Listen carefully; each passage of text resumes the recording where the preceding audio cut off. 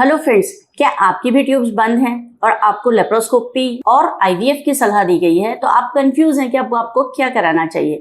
तो मैं doctor Sushila Saini, gynaecologist and obstetrician, आज आपको ये बताने जा रही हूँ कि जब ट्यूब्स ब्लॉक होती हैं, ट्यूब्स बंद होती हैं या नलियाँ खुली नहीं हैं तो क्या आपको लेप्रोस्कोपी करानी चाहिए या आईवीएफ करा लेना चाहिए। सबसे इम्पॉर्टेंट बात यह है कि नलियाँ बंद हैं अगर तो बच्चा नहीं लगेगा। अब या तो हमें नलियाँ खोलनी पड़ेगी या नलियों का कोई ऑल्टरनेट देखना पड़ेगा।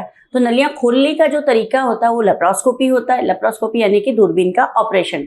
जब पेट में दूरबीन डालकर दोनों तरफ की नलियों को चेक किया जाता है कि नलियाँ खुली हैं या बंद हैं। दूसरा, तार डालकर या सीजर से या लेजर से इन नलियों को खोल दिया जाता है। अब ये डिपेंड करता है कि आपकी ट्यूब्स कितनी बैडली डैमेज है, यानी कि अगर आपकी ट्यूब्स होपलेसली डैमेज है, यानी बहुत ज़्यादा डैमेज और खुल नहीं सकती है, तो डेफिनेटली आपको अल्टरनेटिव ऑप्शन पे जाना ही पड़ेगा। लेकिन यदि आपकी ट्यूब्स हल्की फुल्की चिपकी हुई हैं और ट्यूब और ओवरी के रिलेशनशिप में थोड़ी गड़बड़ है, या जहाँ से ट्यूब यूट्रस के साथ कनेक्ट होती है वहाँ कोई म्यूकस प्लग है या छोटा सा कचरा फंसा हुआ है जो कि तार डालकर खोला जा सकता है, तो ऐसी स्थिति में ट्यूब्स ठीक भी हो जाती हैं। यानी कि जब हम ऑपरेशन के लिए पेशेंट को लेते हैं तो 50-50 चांसेस हम मानकर चलते हैं कि 50% केसेस के अंदर ट्यूब्स खुल जाती हैं और 50% केसेस के अंदर नहीं खुल पाती हैं। अब यदि आपकी ट्यूब्स खुल जाती हैं तो डेफिनेटली अब आपको नॉर्मल प्रेगनेंसी हो पाएगी। अब जब नॉर्मल प्रेगनेंसी हो सकती है तो फिर हमें आईवीएफ की नीड नहीं रहती है। तो आईवीएफ से पहले लेप्रोस्कोपी चूज करने का सबसे बड़ा बेनिफिट ये होता है कि आपको हो सकता है कि आईवीएफ से बचाव हो जाए। दूसरा, आपकी ट्यूब्स हमेशा के लिए खुल जाए। हर बार प्रेगनेंसी आपको नॉर्मली कंसीव हो सकती है, यानी कि आपको फिर आगे चलकर आईवीएफ की रिक्वायरमेंट नहीं आएगी। तीसरा, जब आपकी दूरबीन से जांच होती है तो बच्चेदानी के अंदर से जांच हो जाती है, जिसको कि हम हिस्टेरोस्कोपी कहते हैं। तो यदि ट्यूब्स खुल भी नहीं पाती हैं तो हिस्टेरोस्कोपी होने के कारण आपको आईवीएफ में उसकी मदद मिलती है, क्योंकि यदि बच्चेदानी अंदर से किसी प्रकार से डैमेज है या कोई तकलीफ है तो उसको हाथों हाथ सही कर दिया जाता है, जिससे कि आईवीएफ भी अच्छा हो जाता है।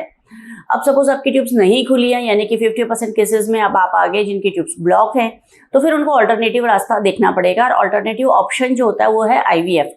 आईवीएफ को हिंदी में टेस्ट ट्यूब बेबी भी कहा जाता है, यानी कि in vitro fertilization IVF. In vitro का मतलब होता है कि कृत्रिम रूप से या शरीर के बाहर हमने एम्ब्रायो यानी कि बच्चा बनाया है।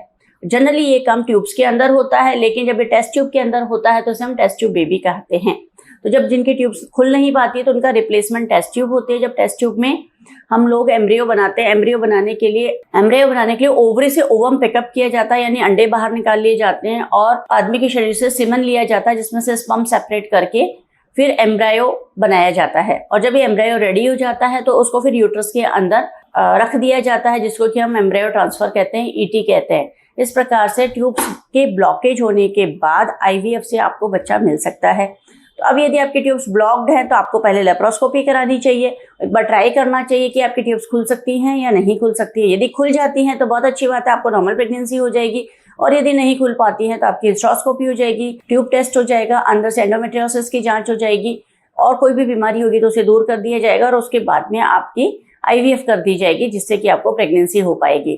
तो आई थिंक अब आपको क्लियर हो गया है कि यदि ट्यूब्स ब्लॉक है तो आपको पहले लेप्रोस्कोपी करानी चाहिए और उसके बाद आईवीएफ ट्राई करना चाहिए। Thank you.